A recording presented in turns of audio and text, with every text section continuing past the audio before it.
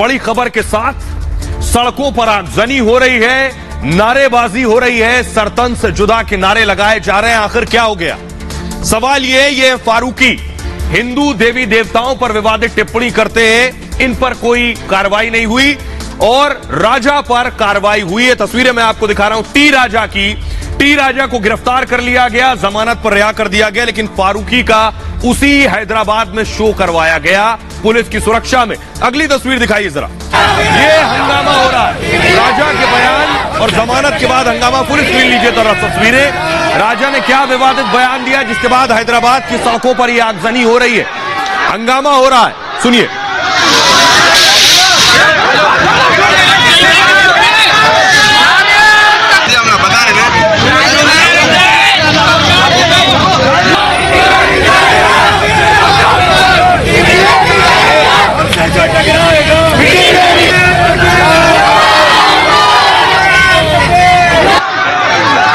तो आपने सुना, ये हैदराबाद की सड़कों की तस्वीरें, इस वक्त 1 घंटे पहले की तस्वीरें मैं दिखा रहा हूं। नारे लग रहे हैं, हमसे जो टकराएगा चूर चूर हो जाएगा। राजा की जमानत के बाद यह प्रदर्शन हुआ, ये तस्वीरें मैं आपको दिखा रहा हूं। राजा के बयान के बाद ये नारे लगे, सिर तन से जुदा के नारे। राजा ने क्या कहा ये आपको बताऊंगा, पुलिस ले लीजिए जरा तस्वीर।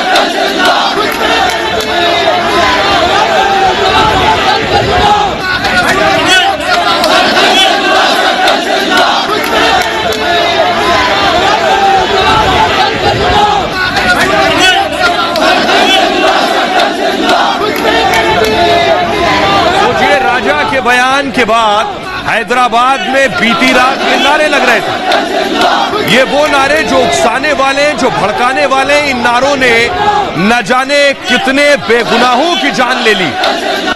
उसके बावजूद ये नारे हैदराबाद की सड़कों पर लग रहे थे। पुलिस ने एक शख्स की गिरफ्तारी नहीं की इस मामले में।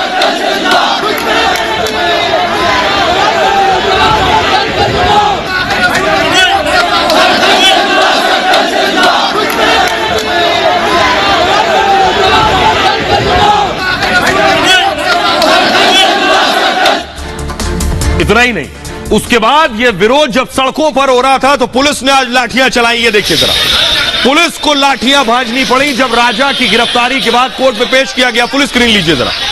कोर्ट के बाहर भी प्रदर्शन हो रहा था, कोर्ट के बाहर भी प्रोटेस्ट हो रहा था।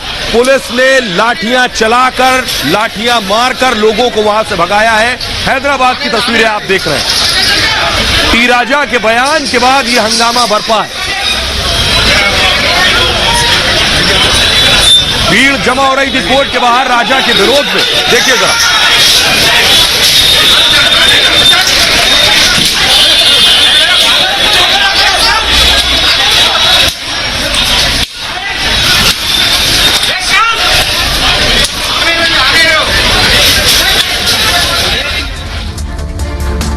ये पूरा हंगामा हुआ टी राजा के बयान के बाद। लेकिन ये देखिए जरा, राजा की गिरफ्तारी हुई इस हंगामे के बाद। बीजेपी के विधायक टी राजा, जिन्हें बीजेपी ने एक्शन लिया है, निलंबित कर दिया है। राजा ने विवादित बयान दिया पैगंबर मोहम्मद साहब पर, उसके बाद इनकी गिरफ्तारी हुई है। राजा की गिरफ्तारी की तस्वीरें आप देख रहे हैं। अगली तस्वीर दिखाइए जरा। और ये यानी राजा के विवादित बयान पर राजा की गिरफ्तारी हुई, जो बेशक जायज है, लेकिन मुनव्वर फारूकी को देखिए। पुलिस लीजिए, मुनव्वर फारूकी इसी हैदराबाद में शो कर रहे थे और पुलिस सुरक्षा दे रही थी। सोचिए जरा, पुलिस की सुरक्षा में मुनव्वर फारूकी अपना शो कर रहे थे। मुनव्वर फारूकी पर पहले राम और सीता के अपमान का आरोप लगा है और उनका शो पुलिस की मौजूदगी में हो रहा, और दूसरी तरफ राजा की गिरफ्तारी हो रही है। आइए अब आपको बताता हूं ये पूरा बवाल जो मचा, इसके पीछे वजह क्या है। देखिए जरा, ये राजा आप देख रहे हैं और ये दूसरी तरफ फारूकी। तेलंगाना के विधायक, बीजेपी विधायक ने भड़काऊ बयान दिया टी राजा ने। पैगंबर मोहम्मद साहब के खिलाफ आपत्तिजनक बयान दिया। विवादित बयान के बाद टी राजा के खिलाफ जगह जगह प्रदर्शन हुए, वो प्रदर्शन मैंने आपको दिखाया। हैदराबाद पुलिस ने राजा के खिलाफ FIR बाकायदा दर्ज की। धारा 295A, किसी वर्ग या धर्म की भावनाओं को आहत करना। इसके अलावा धारा 295A जो मैंने आपको पहले बताया, मूव कीजिए इसे। अगली धारा उनके ऊपर धारा 153 है, धार्मिक भावना भड़काकर शांति में बाधा पैदा करना।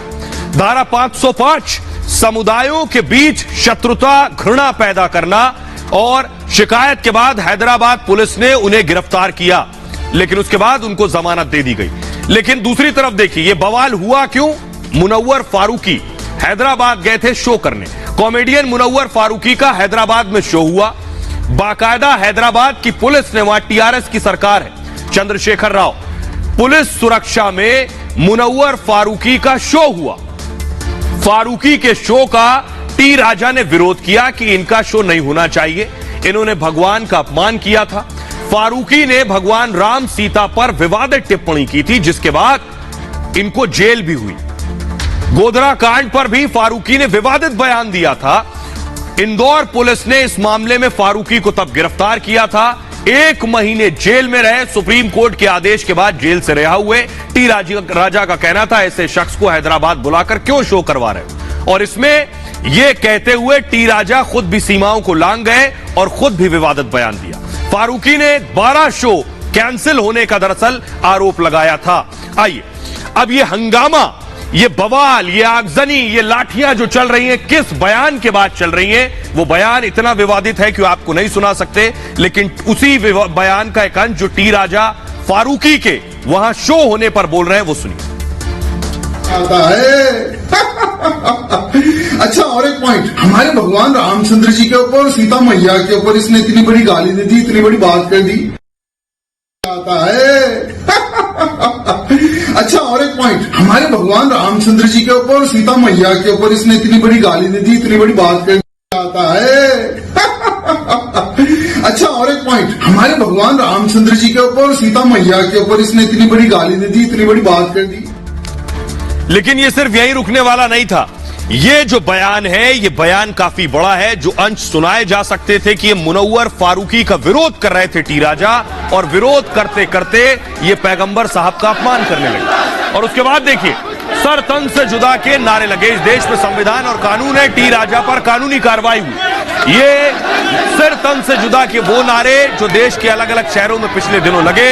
उसके बाद कानून को हाथ में लिया बहुत से लोगों ने और कई लोगों के गले काट दिए। ये इस पर सख्त कार्रवाई हैदराबाद पुलिस को करनी चाहिए। इस तरह की नारेबाजी देश में बर्दाश्त नहीं की जा सकती। देश में संविधान है, देश में कानून है, जो अपने हिसाब से काम करेगा। हैदराबाद से सांसद है असदुद्दीन ओवैसी, वो क्या कह रहे हैं सुनिए। जो नारे लगा रहे हैं, मैं उससे मुत्तफिक नहीं हूं, मैं उसको कंडेम करता हूं। और जो नारे लगा रहे हैं, मैं उनको भी कहना चाह रहा हूं, आप कानून को अपने हाथ में नहीं ले सकते। कानून के हाथ में कैसा लेंगे आप अपने हाथ में? हमने कंप्लेन की रात में, कल सुबह में 2:30 बजे हमारे एमएलए अहमद बलाला जाकर कंप्लेन किए। और जब बलाला साहब कंप्लेन किए तो उनके साथ हिंदू भाई भी थे, दलित भाई भी थे। कंप्लेन किए, एफआईआर रजिस्टर हुआ। इस तरह की बकवास नारे अरे मत करिए। इस तरह क्यों लगा रहे हैं आप? तो वैसे ये कह रहे हैं कि सर तन से जुदा के नारे नहीं लगने चाहिए। लेकिन राजा के बयान के बाद चारों तरफ बवाल मच गया। देखिए खुद राजा ने क्या कहा और क्यों ये बयान दिया। और मायावती ने इस पर सीधा हमला बीजेपी पर किया है। देखिए राजा ने कहा, राजा जो अपने बयान को जस्टिफाई कर रहे हैं, वो कह रहे हैं हर एक्शन का रिएक्शन होता है। उन्होंने कहा मेरे खिलाफ केस दर्ज क्यों किया गया। राजा कह रहे हैं क्या हमारे राम नहीं है, माता सीता हमारी मां नहीं है। वो कह रहे हैं अगर है तो एक तरफा कार्रवाई क्यों, सवाल उन्होंने पूछा है। इसके अलावा मायावती ने लिखा है नुपुर शर्मा के पैगंबर पर विवादित बयान के बाद बीजेपी के एक और नेता ने यह शर्मनाक बयान दिया है। तेलंगाना के विधायक राजा सिंह का बयान निंदनीय है। मायावती ने कहा क्या बीजेपी नेतृत्व की जिम्मेदारी नहीं बनती है कि विदेश में भारत की छवि को आघात लगने से बचाएं। मायावती ने बीजेपी पर हमला किया इसके बाद। लेकिन आपको दिखाऊं कि कैसे उसके बाद प्रदर्शन हो रहे हैं अलग अलग, वो मैं आपको दिखाने जा रहा हूं। ये ओवैसी के पार्षद को आप देख रहे हैं, नारेबाजी जो रही है। ओवैसी के जो पार्षद है हैदराबाद में, वो प्रदर्शन कर रहे हैं। उनके कॉर्पोरेटर अपने समर्थकों के साथ। फुल स्क्रीन लीजिए जरा तस्वीरें। और उसके बाद हबीबनगर पुलिस स्टेशन गए हैं ओवैसी के जो समर्थक हैं, उन्हें आप देख रहे हैं। एम्बियंस बढ़ाइए।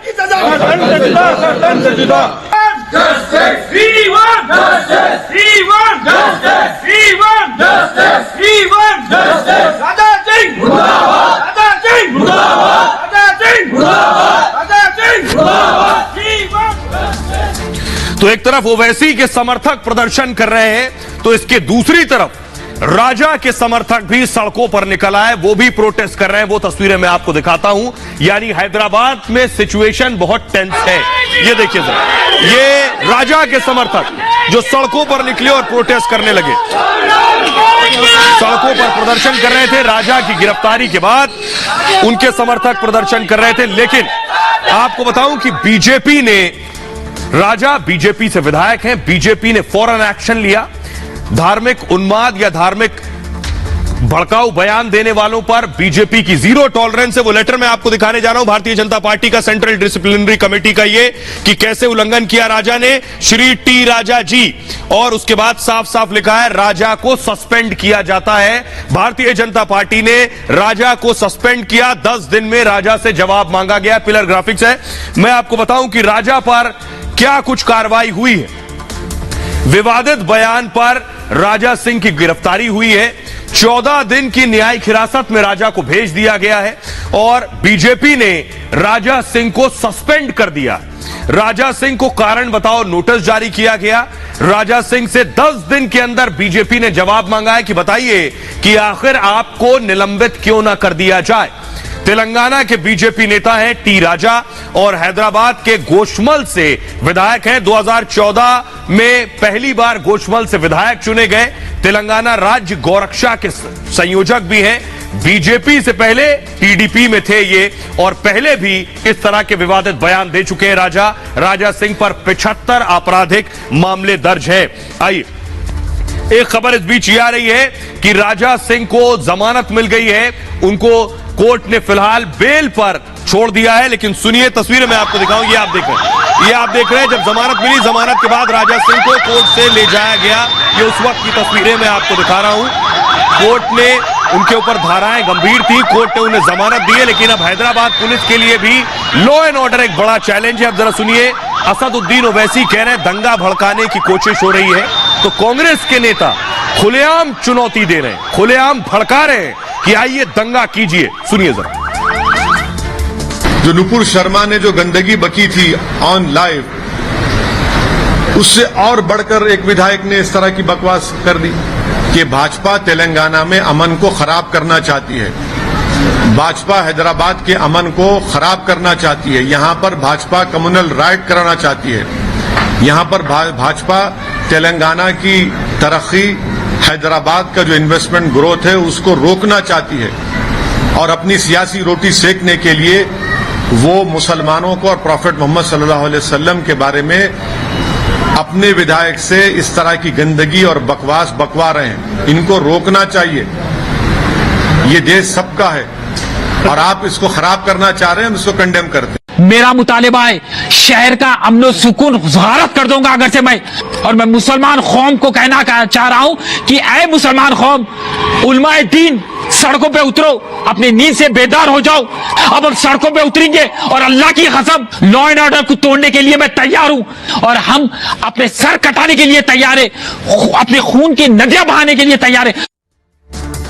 सुन रहे थे आप राशिद खान को। नेता तो वैसे कांग्रेस का है, न जाने कौन से स्तर का है, लेकिन अगर ये कांग्रेस का नेता है तो कांग्रेस देख ले उनके नेता किस तरह के बयान दे रहे हैं। बीजेपी ने एक्शन ले लिया, अपने नेता को बाहर कर दिया। अब कांग्रेस की बारी है। बीजेपी इस वक्त इस स्थिति में है कि कोई भी भड़काऊ बयान उनकी पार्टी से देगा, उसे पार्टी से बाहर कर दिया जाएगा। देखिए जरा, ये पहली बार नहीं है। नजीर आपके सामने नुपुर शर्मा है, उसके बगल में नवीन जिंदल है और अब राजा। जिसने भड़काऊ बयान दिया सब पार्टी से सस्पेंड। देखिए जरा, भड़काऊ बयान पर बीजेपी एक्शन ले रही है। पहले नुपुर शर्मा को और नवीन जिंदल को बीजेपी ने सस्पेंड किया।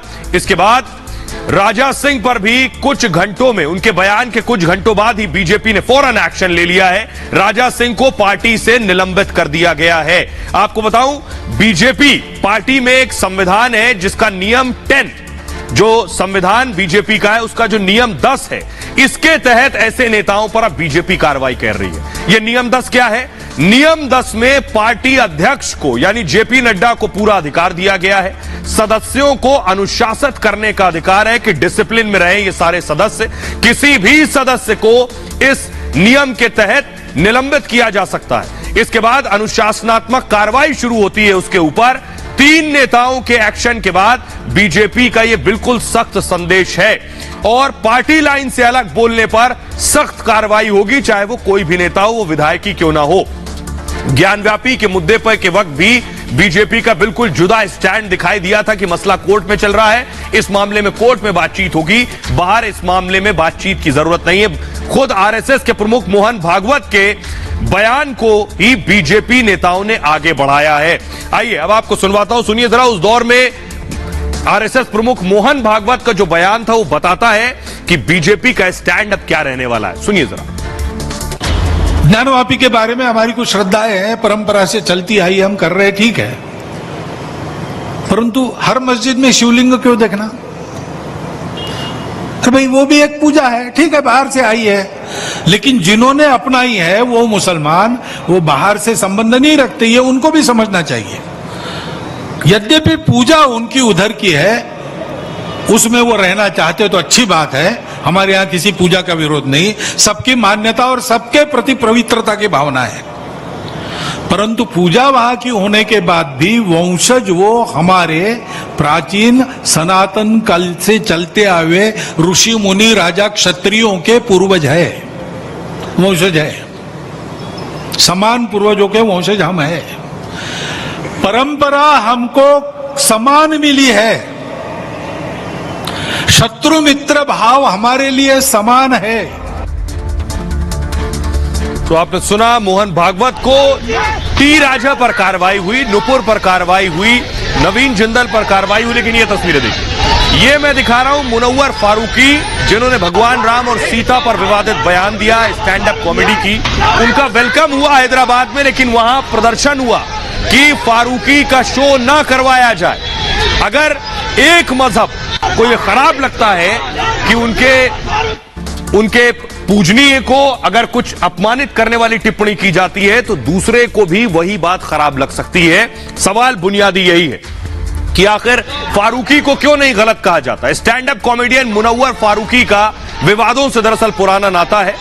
ट्वीट कर कई शो रद्द होने के बाद मुनव्वर सुर्खियों में आए थे, तब कई सितारों ने बाकायदा फारूकी का समर्थन किया था, कुछ ने फारूकी पर सवाल उठाए। मुनव्वर को लेकर सवाल पूछे गए कि ये खास धर्म के खिलाफ ही मुनव्वर आखिर क्यों विवादित बयान देते हैं।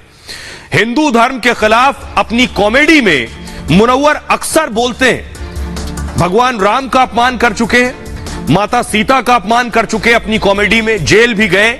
ऐसे शख्स का आखिर शो हैदराबाद में क्यों करवाया गया?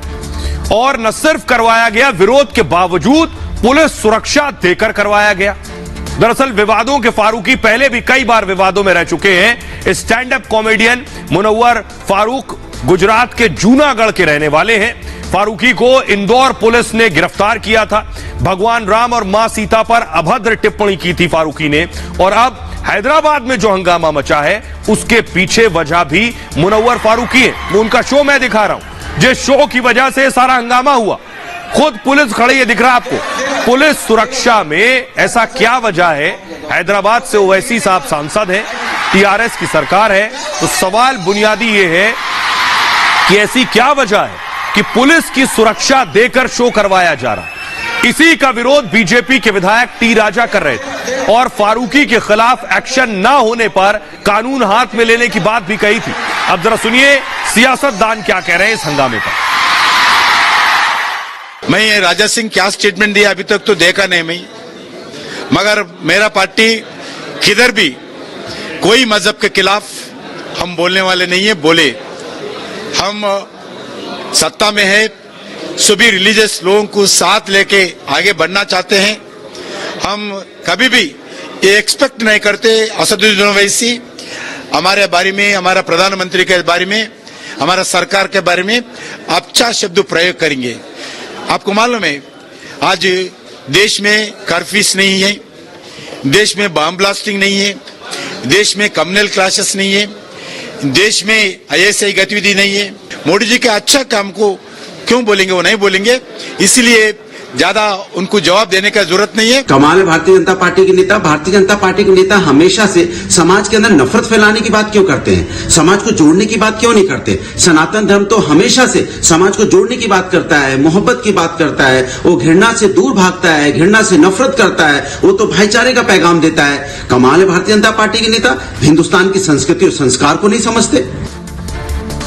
एक बुनियादी सवाल यह है कि जो सिलेक्टिव आउटरीच है, या इसको रिवर्स करिए कि सिलेक्टिव चुप्पी है, ये ठीक नहीं। अगर राजा के बयान पर आपको गुस्सा आता है तो मुनव्वर फारूकी पर भी आपको उतना ही गुस्सा आना चाहिए, तब आप अपने आप को निष्पक्ष समझिएगा। अगर राजा के बयान पर गुस्सा आता है, फारूकी की बयान पर आपको फर्क नहीं पड़ता, तो फिर आपकी निष्पक्षता भी सवालों के घेरे में। बहरहाल खबरों में आगे बढ़ते हैं। आज की एक और बड़ी खबर है, दिल्ली में जाम पर अभी भी जंग चल रही है। शराब पर छूट, जनता के पैसों की लूट। अब ये जो लड़ाई है, अभी तक दिल्ली से लड़ी जा रही थी, अरविंद केजरीवाल अब गुजरात पहुंच गए। अब ये गुजरात से भी लड़ाई चल रही है, जाम पर जो लड़ाई चल रही थी। क्या अब आम आदमी पार्टी बनाम भारतीय जनता पार्टी कैसे आमने सामने है, वार पलटवार हो रहा है, ये मैं आपको बताऊंगा। अगर आम आदमी पार्टी एक आरोप लगाती है तो बीजेपी दूसरा आरोप लगाती है। देखिए जरा, आम आदमी पार्टी का कहना है शराब नीति अच्छी थी, तो बीजेपी कह रही है अच्छी थी तो वापस क्यों ले लिया। आम आदमी पार्टी कह रही है, इसे मूव कीजिए प्लीज, शराब नीति में कोई घोटाला नहीं हुआ, तो बीजेपी कह रही है 144 करोड़ का घोटाला हुआ है। आम आदमी पार्टी का कहना है सीबीआई जांच के जरिए डराया जा रहा है, बीजेपी ने कहा सीबीआई जांच से ही सच सामने आएगा जिससे आपको डर लग रहा है। आम आदमी पार्टी ने कहा दिल्ली सरकार को गिराने की साजिश थी दरअसल। बीजेपी का कहना है किसने साजिश की उसका नाम बताइए। आम आदमी पार्टी का आरोप है कि सिसोदिया को सीएम पद का ऑफर दिया बीजेपी ने। बीजेपी का कहना है बीजेपी में भ्रष्ट लोगों की जगह नहीं है, यानी जिसने भी ऑफर दिया, ये जो भी कह रहा है, सिसोदिया की कोई जगह नहीं। आम आदमी पार्टी ने कहा सिसोदिया को जेल भेजने की साजिश हो रही है। बीजेपी ने कहा जेल भेजने का जो फैसला है वो हम नहीं, देश की अदालत करेगी। आम आदमी पार्टी का कहना है केजरीवाल की चुनौती से दरअसल बीजेपी घबरा गई है। बीजेपी का कहना है हम केजरीवाल को कोई चुनौती ही नहीं मानते। अब जरा सुनिए, उससे पहले आपको बताऊं, केजरीवाल कह रहे हैं हम कट्टर ईमानदार हैं, तो उसके उलट बीजेपी कह रही है दरअसल कि कट्टर ईमानदार तो जांच के बाद तय होगा। अब जरा सुनिए केजरीवाल क्या कह रहे हैं और मनोज तिवारी क्या कह रहे हैं। आज मनीष सिसोदिया की और दिल्ली के सरकारी स्कूलों के बच्चों की जो न्यूयॉर्क टाइम्स के फ्रंट पेज पे फोटो छपी है, उसके लिए इन्होंने चप्पलें घिसी हैं अपनी। रोज सवेरे 6 बजे उठ के, पिछले 7 साल से मैं जानता हूं मनीष सिसोदिया रोज सवेरे 6 बजे उठ के सरकारी स्कूलों का दौरा करने निकलते हैं। मैं आपसे पूछना चाहता हूं 75 साल के भारत के, आजाद भारत के इतिहास में एक भी शिक्षा मंत्री बता दो जो रोज सवेरे 7 बजे उठ के 6 बजे उठ के सरकारी स्कूलों का दौरा करने निकलता है। अभी सुन रहे थे कि मनीष सिसोदिया को अगले 10 दिन में गिरफ्तार करेंगे, लेकिन अब तो मुझे लगता है अगले 2-3 दिन में गिरफ्तार कर लेंगे इनको। दिल्ली में ये शराब की जो नीति आपने बनाई थी, सीबीआई जांच होते ही इसको वापस क्यों ले लिया? आपकी नीति इतनी अच्छी थी तो आपको लड़ना चाहिए, कोर्ट में जाना चाहिए, अपनी बात कहनी चाहिए। जैसे ही सीबीआई इंक्वायरी होती है आप तुरंत रोल करके भाग चलते हैं। इसका मतलब हम समझते थे कि दाल काला है, दाल में काला है, अब लग रहा है पूरा दलिए काली है। और ये हमेशा जब बात हो रही है क्रिमिनल माइंड यूज कर रहे हैं, एक मुद्दा दूसरा लाएंगे, एक मुद्दा तीसरा लाएंगे। अरे दुनिया भर की सारी बातें होंगी, अभी शराब घोटाले पे जो प्रश्न है उनका जवाब दीजिए। और इस लड़ाई के बीच आज बीजेपी के वरिष्ठ प्रवक्ता सुधांशु त्रिवेदी ने बाकायदा प्रेस कॉन्फ्रेंस की। सुधांशु त्रिवेदी ने चुन चुन कर हमले किए केजरीवाल पर, सीधे सवाल पूछे उन्होंने, शराब नीति से जुड़े हुए सवाल। उन्होंने कहा कि आप जवाब दीजिए इसका, इधर उधर की बातें मत कीजिए। देखिए जरा, ये आप देख रहे हैं मनीष सिसोदिया और ये इधर सुधांशु त्रिवेदी खड़े हैं जिन्होंने आज सवाल पूछे हैं। सुधांशु त्रिवेदी ने प्रेस कॉन्फ्रेंस की और बीजेपी के नेता सवाल पूछ रहे हैं आपकी नई शराब नीति पर सवाल उठाए। उन्होंने कहा भाजपा ने शराब नीति पर आम आदमी पार्टी को घेरा। कैसे? सीधा सवाल पूछा सुधांशु त्रिवेदी ने कि उत्पादक, वितरक और विक्रेता, शराब नीति कहती है कि शराब बनाने वाला, शराब डिस्ट्रीब्यूट करने वाला और शराब बेचने वाला, ये तीनों एक ही कंपनी नहीं हो सकते हैं। लेकिन इसमें बदलाव कर दिया गया। ये आबकारी कमेटी की सिफारिशों का उल्लंघन है कि शराब जो बनाएगा, जो उसको वितरण करेगा और जो उसको रिटेल यानी बेचेगा, वो एक कंपनी नहीं हो सकती है। यहां वो उसके बाद नुकसान होगा, किसको? रेवेन्यू को तो होगा ही होगा, वो अपनी मर्जी से दाम भी बढ़ाएगा। लेकिन नई शराब नीति में यही किया गया। सुधांशु त्रिवेदी ने कहा शराब बनाने वाली कंपनी को बेचने की भी जिम्मेदारी दे दी गई। खुद ही बनाओ, खुद ही बेचो। ऐसे में कंपनी क्या करती है? मनमाने तरीके से दामों को बढ़ाती है। एक पेटी के साथ एक पेटी फ्री मिलने लगी। इससे क्या हुआ? बीजेपी ने कहा यह आबकारी नीति के खिलाफ है। दरअसल सरकार शराब पीने को बढ़ावा नहीं दे सकती है हरगिज। होलसेल का काम निजी कंपनियों को दे दिया गया। L1 लाइसेंस का मतलब होता है होलसेल, सबसे महंगा और बड़ा लाइसेंस होलसेल का है। L1 का जो कमीशन है, देखिए 2% था, इस कमीशन को 2% से बढ़ाकर 12% कर दिया गया। यह कहना है बीजेपी का।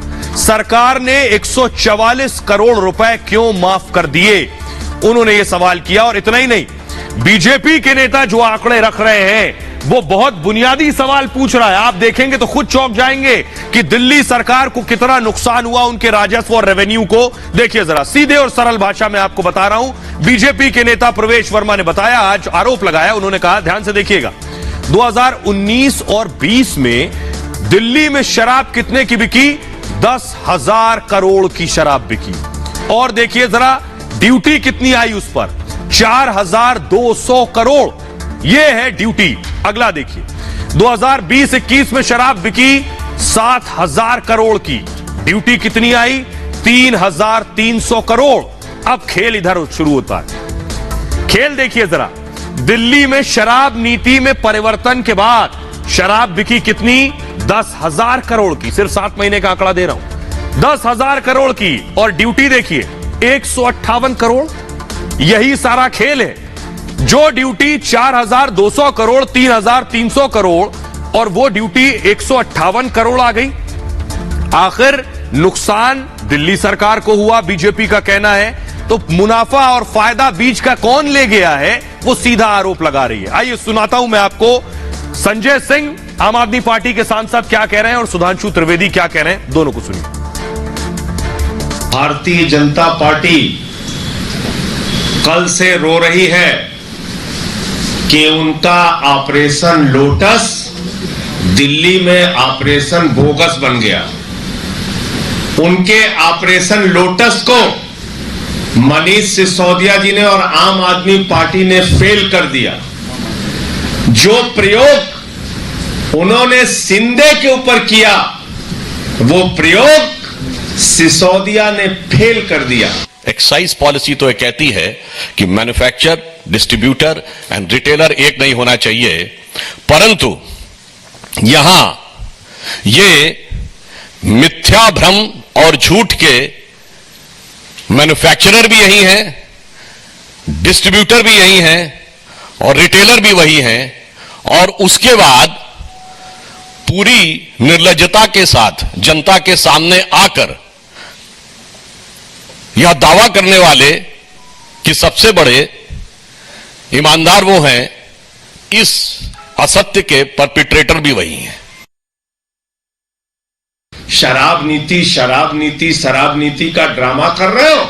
जहरीली शराब से जिस गुजरात में 100 से ज्यादा लोग मर गए, आज तक उसका जवाब किसी बीजेपी के नेता ने नहीं दिया। क्यों नहीं शुरू की ईडी और सीबीआई ने उसकी जांच? आप मुझे जरा बताइए, येदियुरप्पा ने हजारों करोड़ का घोटाला किया माइनिंग में। आप बताइए, व्यापम में हजारों करोड़ का घोटाला हुआ, कितने बीजेपी के नेता जेल में गए? क्या ईडी और सीबीआई सिर्फ सरकार गिराने के लिए, सरकार में अंदर तोड़फोड़ करने के लिए एजेंसी बन गई है? 2014 से पहले जब हम सरकार में नहीं थे, तब जांच एजेंसियों के घेरे में कौन था? हमारे नेता थे या उनके नेता थे? कॉमनवेल्थ हो, कोयला घोटाला हो, CWG हो, समाजवादी पार्टी के नेता मुलायम सिंह जी, लालू प्रसाद यादव जी, डीएमके के नेता तब भी वही थे जांच के घेरे में। तो ये लड़ाई कहां जाकर रुकेगी कोई नहीं जानता है। आरोप यह भी लग रहे हैं कि गुजरात में चुनाव है, इस पर भी फोकस है केजरीवाल का। बहरहाल खबरों में आगे बढ़ते हैं। आज की एक और बड़ी खबर है, क्या फ्री बिजली और फ्री पानी की जो सुविधा है या राज्यों में आपको जहां जहां मुफ्त मिलता है चुनाव से पहले, क्या वो बंद हो जाएगा? इस मामले में कोर्ट में सुनवाई हो रही है। देख रहे अखिलेश राज में लैपटॉप खूब फ्री बांटे गए, फ्री लैपटॉप दिए गए। इसके अलावा आप देखिए नीतीश कुमार ने भी अपने दौर में फ्री दिया, ममता बनर्जी ने फ्री साइकिल भी बांटी अपने दौर में। ये देख रहे हैं फ्री साइकिल। तो ये जो फ्री का लॉलीपॉप है, क्या ये मिलना बंद हो जाएगा? आज इस मामले में कोर्ट में सुनवाई हुई। आपको बताऊं कोर्ट में क्या कुछ हुआ, कोर्ट आखिर क्या इस पर प्रतिबंध लगा देगा। जिस तरह से सुनवाई चल रही है, आगे क्या होगा कोई नहीं जानता। विकास सिंह जो याचिकाकर्ता के वकील है इस मामले में, उन्होंने कहा हर कोई सत्ता चाहता है दरअसल, और हर कोई मुफ्त की घोषणा करता है। इसलिए होता यह है कि यह एक गंभीर मुद्दा है। विकास सिंह ने कहा यह एक कानूनी समस्या है और देश की अर्थव्यवस्था दिवालिया हो जाएगी अगर सब कुछ फ्री बांटा जाता रहा। तो सुप्रीम कोर्ट ने कहा मान लीजिए कि कोई वादा कर दे चुनाव जीतने के लिए, पर लोगों को अगर चुनाव जीत गया तो सिंगापुर भेज दूंगा।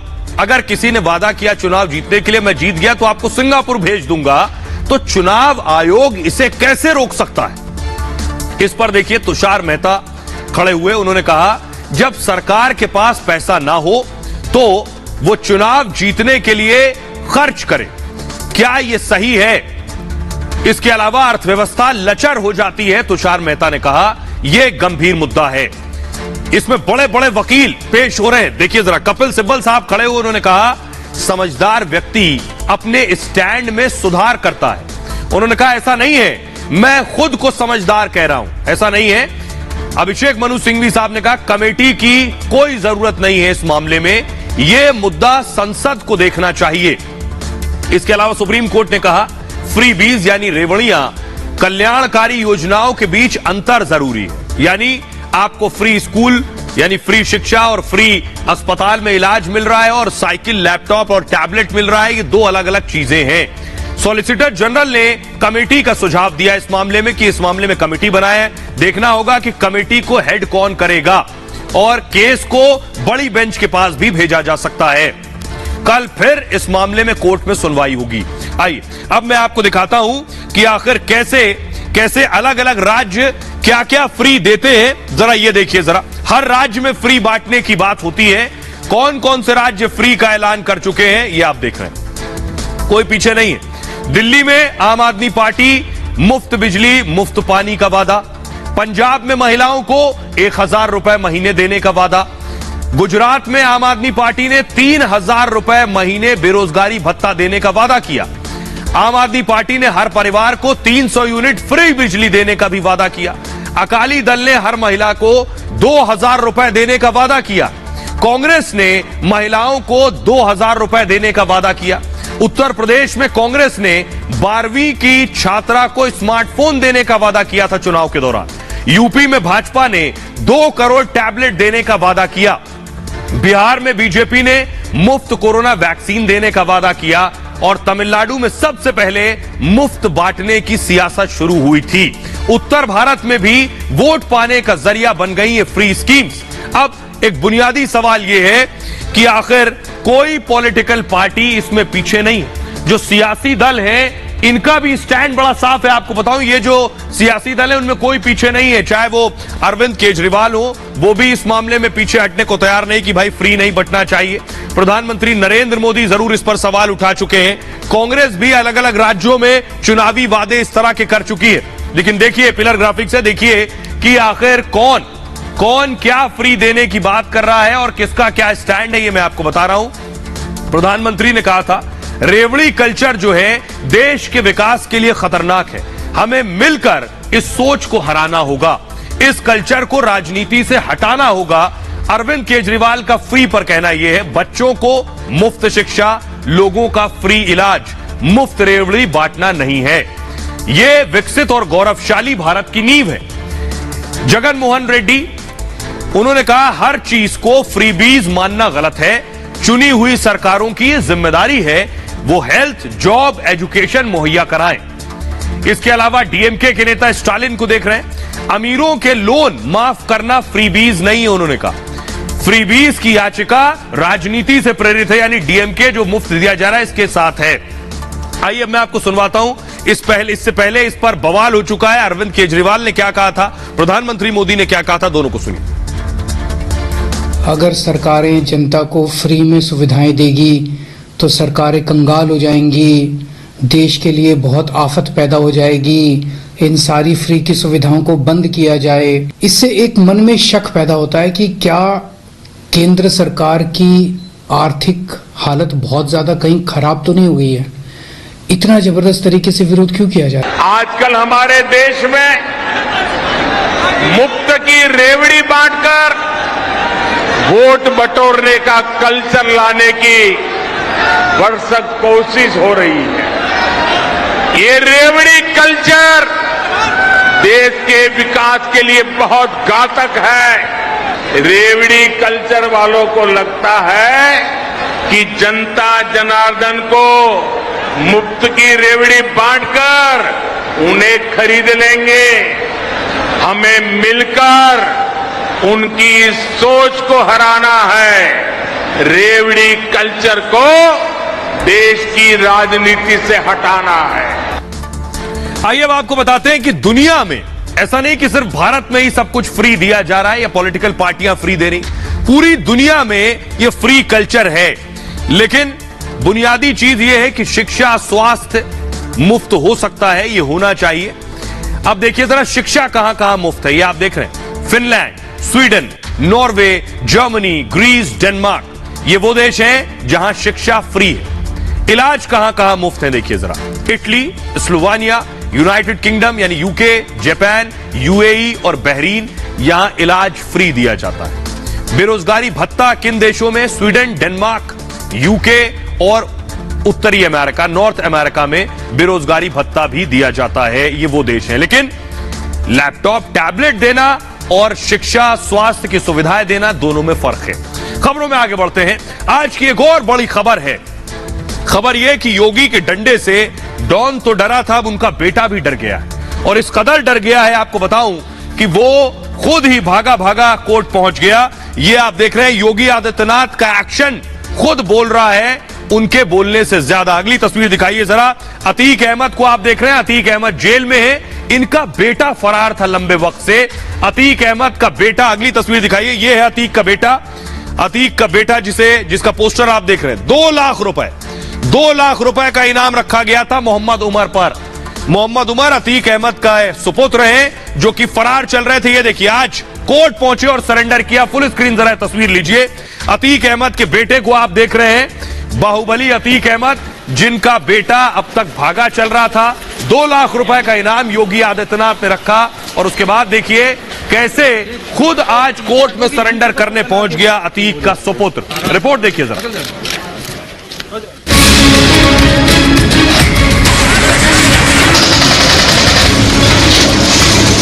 उत्तर प्रदेश के अंदर किसी माफिया की हैसियत नहीं, किसी गरीब की, किसी व्यापारी की, किसी कमजोर की संपत्ति पर कब्जा कर सके। यूपी में योगी राज में माफिया और अपराधियों की खैर नहीं। 2017 में सत्ता संभालने के बाद से ही सीएम योगी ने साफ कर दिया था कि सूबे में अब कानून का राज है, माफिया राज का दाइंड हो चुका है। माफिया डॉन अतीक अहमद के बेटे उमर ने आज कोर्ट में सरेंडर कर दिया। उमर पर 2 लाख का इनाम था। अतीक के बेटे को योगी की पुलिस काफी दिन से तलाश कर रही थी। सरेंडर से संदेश साफ है कि यूपी में रहना है तो कानून का पालन करना ही होगा, वरना पुलिस आपको पाताल से भी खोज निकालेगी। और इतना ही नहीं, बड़े बेटे ने आज सरेंडर किया और छोटे बेटे ने 3 हफ्ते पहले सरेंडर किया था। ये आप देखिए जरा, ये अतीक का छोटा बेटा, दोनों फरार चल रहे थे। इस पर 50,000 का इनाम था, जिसने आज सरेंडर किया उस पर 2 लाख का इनाम था। तो डॉन और बेटे, डॉन जेल में है, बेटे फरार थे, अब ये भी जेल में होंगे। देखिए जरा इन पर आरोप क्या है, क्यों इनकी गिरफ्तारी हुई, क्यों इनको पुलिस खोज रही थी। इनके भी कारनामे दरअसल पिता की तरह बड़े बड़े हैं। देखिए जरा। ये आप देख रहे हैं अतीक, अब उमर का पता भी जेल है। लखनऊ में मोहम्मद उमर ने सरेंडर किया, अतीक के बेटे ने।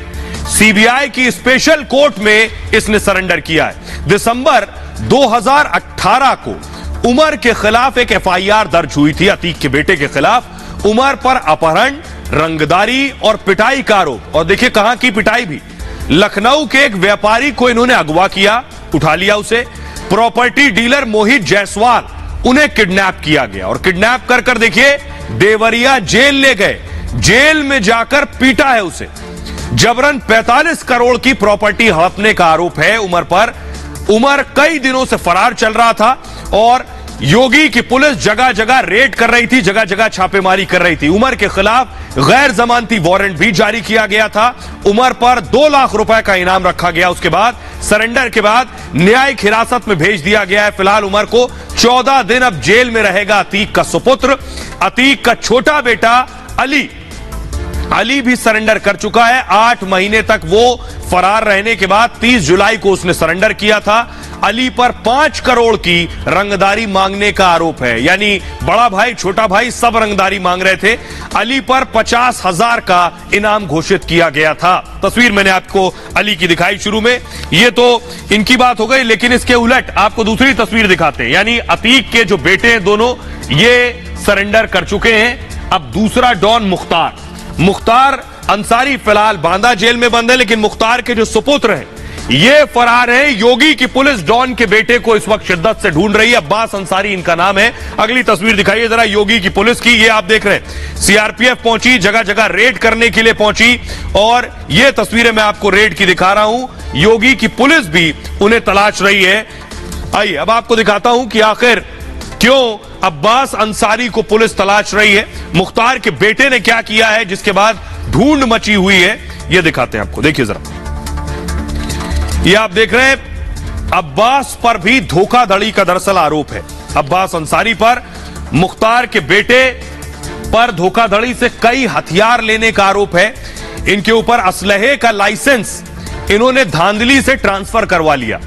हुआ ये और गैर जमानती वारंट इनके खिलाफ जारी हो चुका है। पुलिस शिद्दत से तलाश रही है। 14 जुलाई को अरेस्ट वारंट जारी हुआ था। इतना ही नहीं, लखनऊ कोर्ट ने यह वारंट जारी किया अब्बास अंसारी पर। 25 अगस्त तक गिरफ्तारी का आदेश भी दे दिया गया। 9 राज्यों में यूपी पुलिस की छापेमारी हुई है। पुलिस की 8 टीमें मुख्तार के बेटे को ढूंढ रही। दिल्ली, पंजाब, राजस्थान में छापेमारी हो रही है। हैदराबाद, पश्चिम बंगाल, गोवा में भी रेड हुई है और छत्तीसगढ़ और उत्तराखंड में भी छापेमारी की गई है। चार्जशीट में आर्म्स एक्ट समेत कई संगीन आरोप हैं।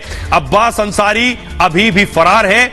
यूपी के मऊ सदर सीट से विधायक है अब्बास। खबर यह है कि पंजाब में इसकी लोकेशन मिली, इस तरह के भी इनपुट हैं। सुबह सपा की टिकट पर विधायक चुना गया अब्बास अंसारी। 8 अलग अलग तरह के हथियार रखता है ये। 4 गन, एक रिवॉल्वर, पिस्टल और राइफल इसके पास है। एक स्पोर्ट्स राइफल भी रखता है ये। 8 करोड़ की चल अचल संपत्ति का मालिक है। आइए, तो योगी आदित्यनाथ बहुत पहले कह चुके हैं, चाहे वो मुख्तार हो या फिर अतीक हो या उनका परिवार, अगर आपराधिक गतिविधियों में लिप्त होगा तो कोई बख्शा नहीं जाएगा। सुनिए। देखिए, अपराधी अपराधी होता है। दूसरा, राजनीति के अपराधीकरण का एक जीता जागता उदाहरण है कि कैसे कांग्रेस ने एक माफिया डॉन को अपने यहां शरण देकर के उसके सारे के सारे अनैतिक और अवैध कृत्यों को खुली छूट दे रखी थी। तो हम चाहेंगे कि ये मामला न्यायालय का विषय है, न्यायालय उसमें आगे की सुनवाई करते हुए जिसने जो अपराध किया है उस अपराध के लिए उसको उस रूप में दंडित करेंगे। मेरी किसी से न व्यक्तिगत रंजिश है, न कोई राग द्वेष किसी के प्रति है, लेकिन अगर किसी ने अपराध किया है तो उसे उस अपराध की सजा मिलनी ही चाहिए। कानून व्यवस्था पर उंगली उठाने वाले तो योगी आदित्यनाथ का जो विजन है वो पूरी तरह से क्लियर है। खबरों में आगे बढ़ते हैं। आज की एक और खबर है, नहीं रही सोनाली फोगाट। सोनाली टिकटॉक गर्ल थी, एक्ट्रेस थी। सोनाली इसके अलावा बीजेपी की नेता भी थी, अपने टिकटॉक के लिए जानी जाती थी। सोनाली की जो फेम थी वो उनके फॉलोअर्स से समझी जा सकती है। आइए अब आपको दिखाता हूं मैं। अगली तस्वीर दिखाइए जरा। अगली तस्वीर ये आप देख रहे हैं सोनाली फोगाट को जब बीजेपी उन्होंने ज्वाइन की, न सिर्फ ज्वाइन की बल्कि सोनाली ने योगी आदित्यनाथ के बगल में बैठी हुई सोनाली फोगाट बीजेपी ज्वाइन करने के साथ चुनाव भी लड़ी सोनाली। आइए आपको दिखाते हैं कि आखिर हुआ क्या। सोनाली फोगाट को हार्ट अटैक आया। सोनाली को बात यह है कि इससे पहले राजू श्रीवास्तव को हार्ट अटैक आया, वो इस वक्त एम्स में भर्ती हैं, और अब सोनाली फोगाट को हार्ट अटैक आना यह गंभीर विषय है। गोवा में दरअसल दिल का दौरा पड़ने से सोनाली का निधन हो गया। अपने स्टाफ के साथ वो गोवा गई हुई थी।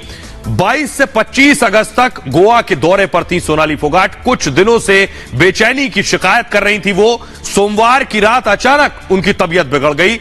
सेंट एंथनी अस्पताल में उन्हें भर्ती कराया गया और अस्पताल पहुंचने से पहले ही उनकी मौत हो गई।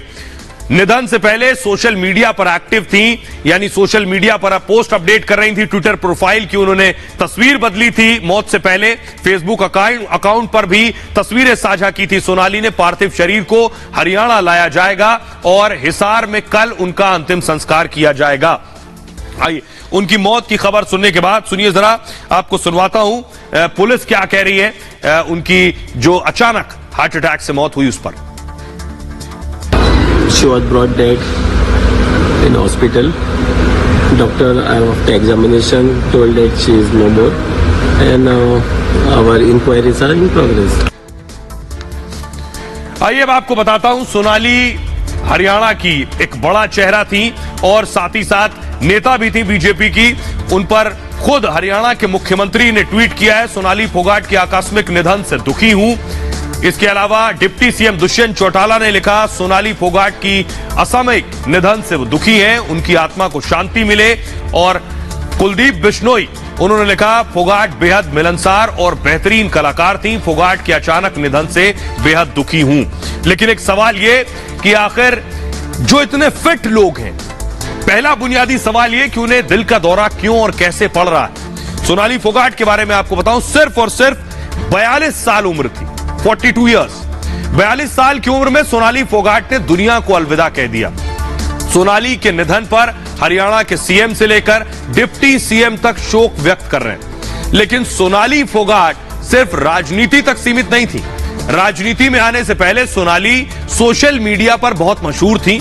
एक वक्त था जब टिकटॉक पर लाखों लोग सोनाली फोगाट को फॉलो करते थे। सोनाली हमेशा से अपने लुक के लिए सुर्खियों में रही हैं। सोनाली को डांस करने का बहुत शौक था।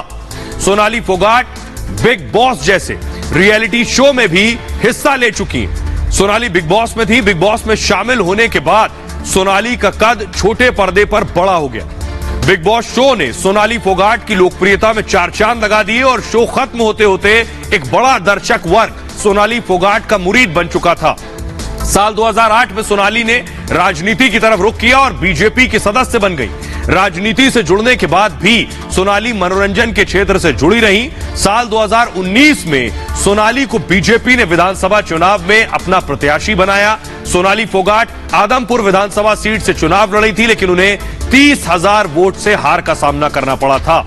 निजी जिंदगी की बात करें तो सोनाली फतेहाबाद की रहने वाली थी।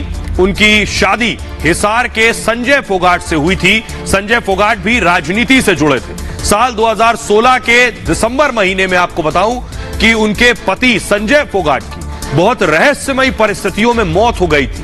फार्म हाउस में उनका शव मिला था। संजय का शव खेत में संदिग्ध हालत में मिला। उस वक्त सोनाली फोगाट मुंबई में थी। संजय फोगाट और सोनाली फोगाट की एक बेटी है जिसका नाम यशोधरा फोगाट है, जो निजी स्कूल के हॉस्टल में रहती हैं। महज 7 साल की उम्र में मासूम यशोधरा के सिर से मां बाप दोनों का साया छिन गया है। इसके अलावा सोनाली फोगाट का एक भाई और 3 बहनें भी हैं। आइए अब आपको बताता हूं मैं, ये तो सोनाली फोगाट की बात हो गई। आगे आपको बताऊंगा कि आखिर हार्ट अटैक क्यों आ रहा है फिट लोगों में। लेकिन उससे पहले आपको बताऊं राजू श्रीवास्तव की तबीयत कैसी है। वो भी इस वक्त एम्स में एडमिट है। राजू श्रीवास्तव की सेहत के बारे में बताऊंगा। उसके बाद आपको बताता हूं कि आखिर क्यों ये हार्ट अटैक आ रहे हैं। डॉक्टर से भी बात करने की कोशिश करेंगे, वो क्या कह रहे हैं। लेकिन देखिए जरा राजू की फिलहाल सेहत कैसी है। उनकी सेहत में सुधार आ रहा है। राजू की सेहत में बताया जा रहा है वो एम्स में भर्ती हैं और एम्स में उनका इलाज चल रहा है, रिकवर कर रहे हैं। बड़ी बात है, उनके जो समर्थक हैं, जो चाहने वाले, उनके करीबी हैं, वो उनके परिवार वालों से बात कर रहे हैं।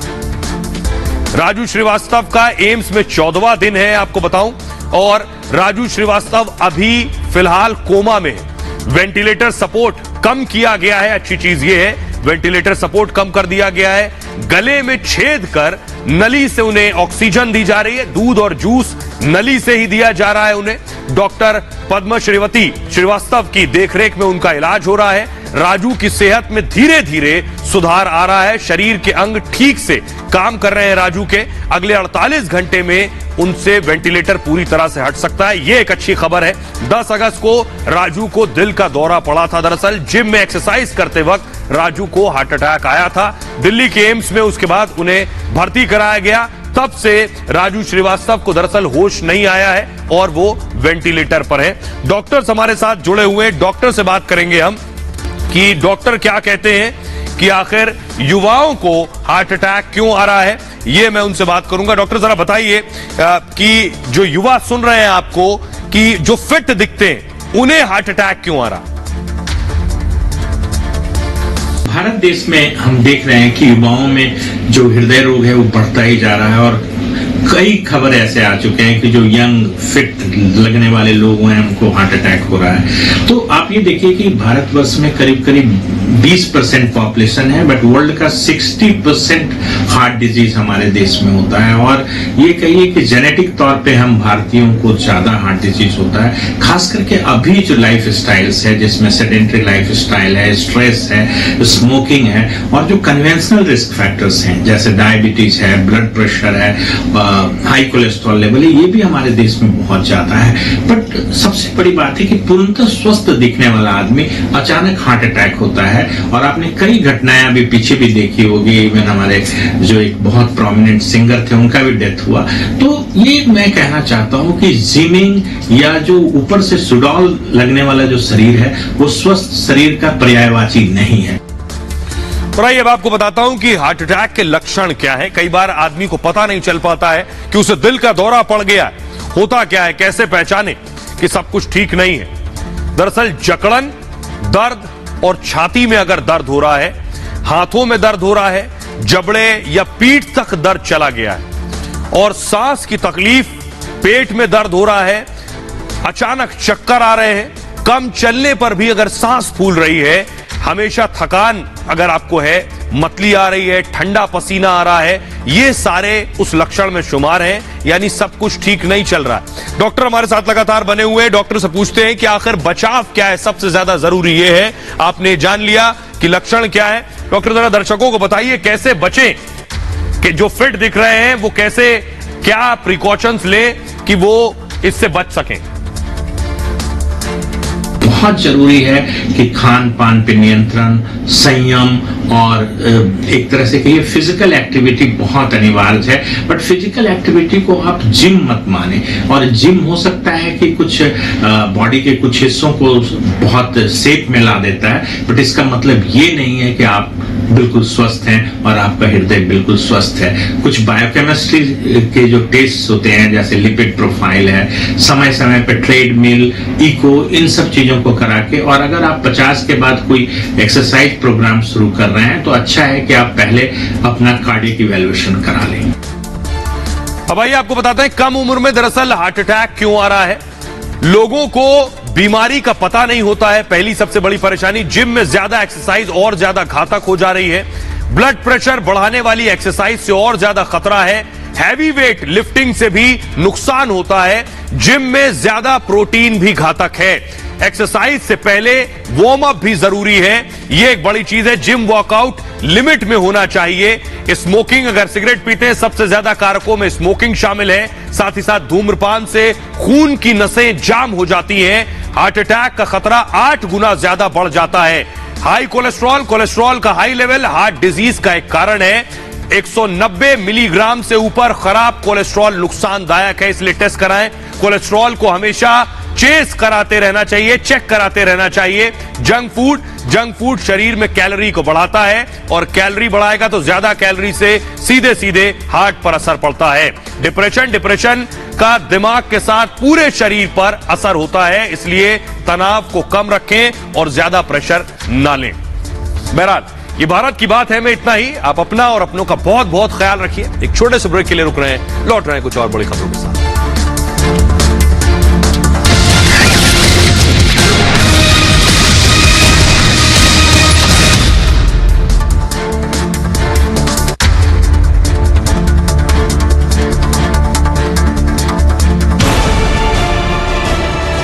आज देश से एक बार फिर वादा करता हूं कि सच के लिए रिपब्लिक की लड़ाई कभी कमजोर नहीं होगी, क्योंकि हमारे लिए राष्ट्र सर्वोपरि है।